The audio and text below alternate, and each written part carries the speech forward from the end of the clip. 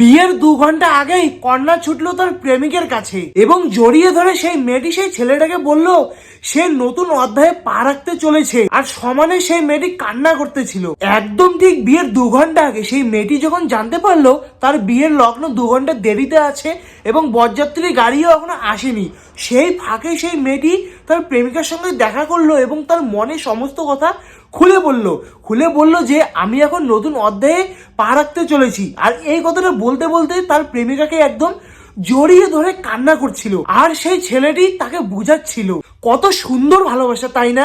এরকম সুন্দর ভালোবাসাগুলোকে সমাজ বাধা দিয়ে বালি চাপা দিয়ে দেয়। বেসিক্যালি সোশ্যাল মিডিয়ার মধ্যে ভিডিও স্ক্রল করতে করতে আমার চোখের সামনে এই ভিডিওটা চলে আসে। তো আমি জানি না যে এই ঘটনাটা কোন জায়গায় ঘটেছে বা কি হয়েছে, সেটা পুরোপুরিভাবে জানি না, কিন্তু এদের অফুরন্ত ভালোবাসা দেখে আমার মন একদম মুগ্ধ হয়ে গিয়েছে। সেই জন্য আমি এই ভিডিওটা না বানিয়ে থাকতে পারলাম না। আর বন্ধুরা, তোমাদের যদি ভিডিওটা ভালো লেগে থাকে তাহলে অবশ্যই তোমার ভালোবাসার মানুষটাকে একটু ট্যাগ করে দিও।